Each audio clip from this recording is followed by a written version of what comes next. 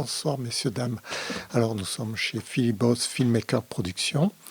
Nous allons parler d'économie mondiale. Et oui, l'économie mondiale, pourquoi? Parce qu'il se passe des chamboulements dans ce monde, avec des mouvements extrémistes très violents qui pourraient perturber toute notre économie et finalement faire déclencher des guerres mondiales, voire des guerres civiles, etc. Et c'est des choses qui sont possibles avec les derniers événements qui se sont passés récemment, qui sont atroces et terriblement douloureux pour l'ensemble du monde. Alors, il ne faut pas négliger ces alertes, ces micro-chamboulements. Il ne faut pas négliger cela dans un climat social tendu, comme nous sommes actuellement. Et pour apporter de l'apaisement à tout ce qui se passe, il faut donner de l'espoir aux êtres humains et aux hommes. Moi, je propose d'instaurer de nouvelles règles sociales mondiales sur le fonctionnement, sur la libre circulation de l'argent. De l'argent, je parle bien de l'argent, et non plus des personnes.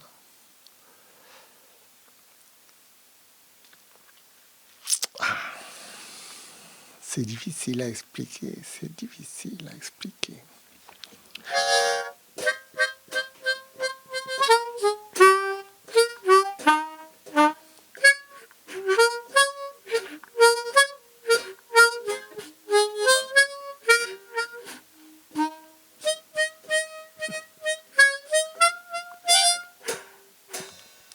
En fait, ce que je voudrais essayer de faire comprendre, c'est que le monde fonctionne mal à cause de nos mécanismes et notre règle du jeu que l'on a bien voulu entretenir depuis les 50, 100 dernières années, voire depuis 200 ans en arrière. On n'a jamais changé le système d'un point de vue économique global. Si vous voulez, nous avons dans ce monde un fonctionnement à l'ancienne, il faut bien dire ce qui est à l'ancienne, c'est-à-dire vous avez de l'argent et vous achetez. Vous n'avez pas d'argent et vous n'achetez pas. Alors, vous allez me dire, ce serait plutôt un système économique... Non, c'est pas ce qui a existé jusqu'à présent. Il faudrait créer plutôt un système global où l'ensemble des individus forment une communauté commune, tous les pays, tous les gens, tous les peuples, je veux dire les peuples, plus exactement, sans toucher à nos institutions qui sont déjà en place depuis 200 ans, depuis 300 ans, puis, bon, les institutions telles qu'elles fonctionnent actuellement peuvent être améliorées, mais apporter des options en plus de façon à ce qu'elles fonctionnent mieux encore. Ces options doivent prendre en compte les peuples du monde entier et ne pas être sous la loi du marché irrémédiablement comme on connaît actuellement. Le marché ne doit pas régir la vie des gens. L'argent ne doit pas être le problème humanitaire mondial. En gros. Et pour en arriver à dépasser le problème de l'argent, il faudrait créer une monnaie virtuelle. une monnaie qui ne coûte de l'argent à personne puisqu'elle est virtuelle. Cette monnaie virtuelle serait attribuée à toute personne individuelle qui naît sur Terre. Elle aurait un capital de monnaie virtuelle à son compte.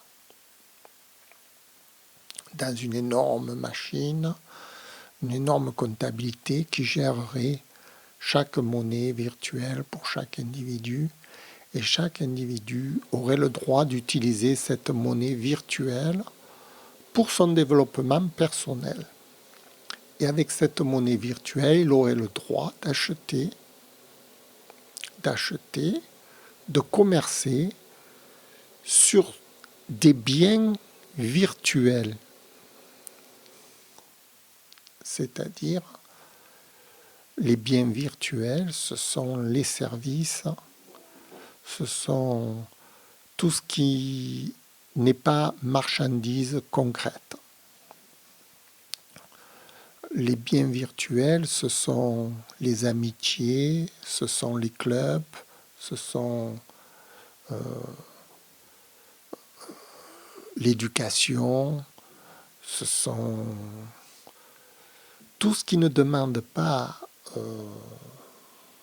une consommation en matériaux concrets, tout ce qui est virtuel en quelque sorte. Comme ce film actuellement que je fais, il a une part de virtualité. Il a une part matérielle, tout ce qui est informatique, cassette, etc., film, écran, et il a une part virtuelle. La part virtuelle, c'est moi qui l'apporte. C'est mon service. Et ce bien virtuel, cette part virtuelle, devrait être comptabilisée comme de la monnaie virtuelle accessible à tous les êtres humains.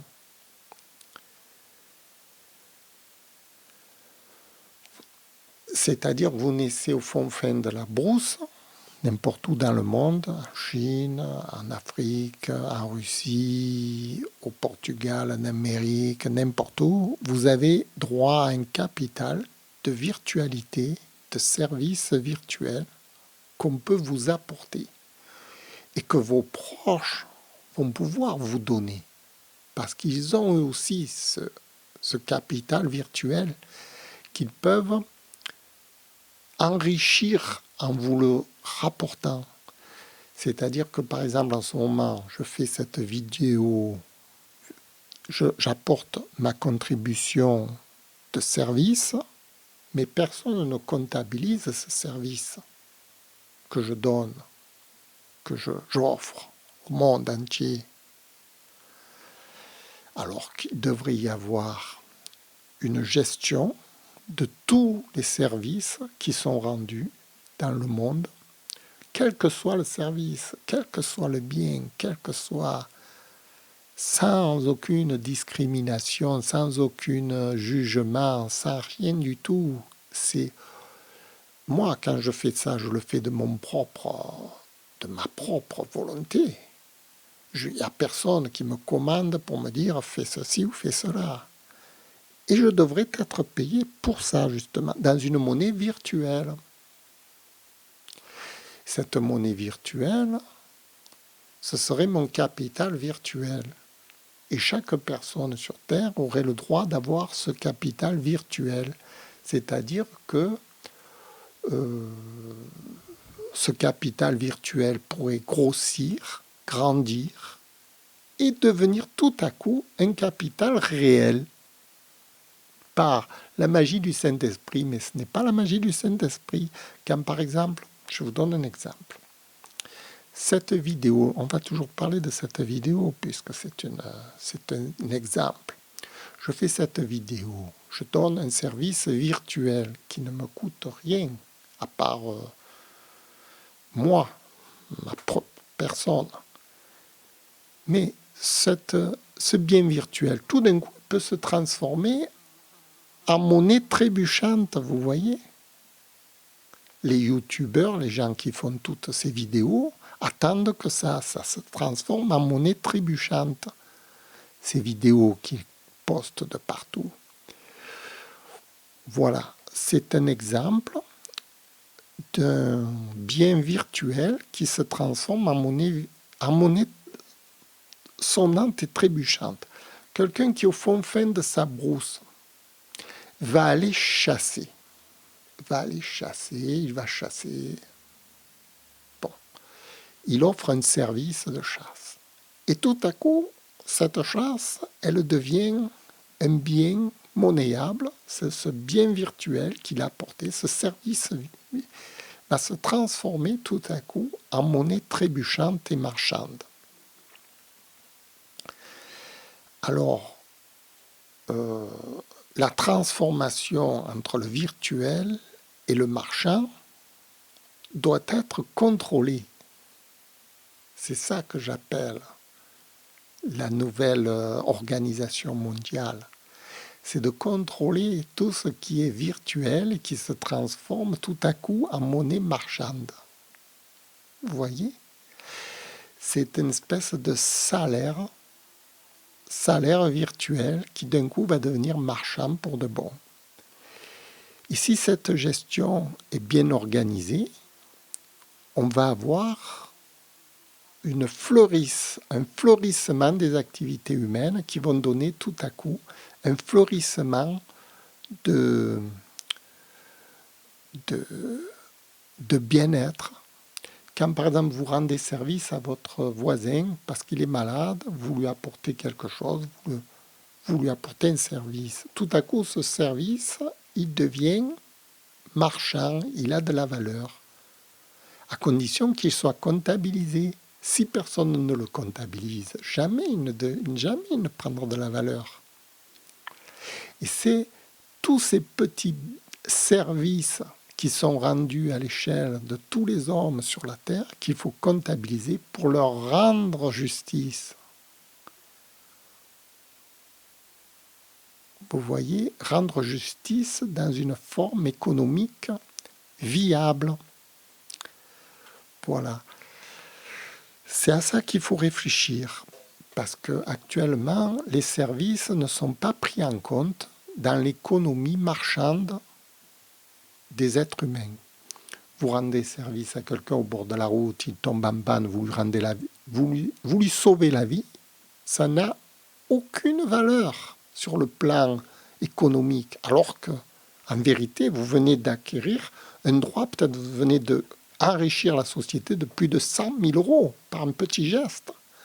Quelqu'un qui est monté au 3e étage, qui a escaladé pour sauver la personne qui était en feu, elle redescend, elle a risqué sa vie pour ce service, et personne ne lui donne un franc, un sou pour ce qu'elle a fait, alors qu'elle vient d'enrichir la société d'un immense bien. La vie d'une personne, la vie de chaque personne, ça a une valeur marchande sur la Terre. Et chacun de nous qui réalise quelque chose sur la Terre devrait avoir une monnaie virtuelle qui comptabilise les actes positifs réalisés par cette personne.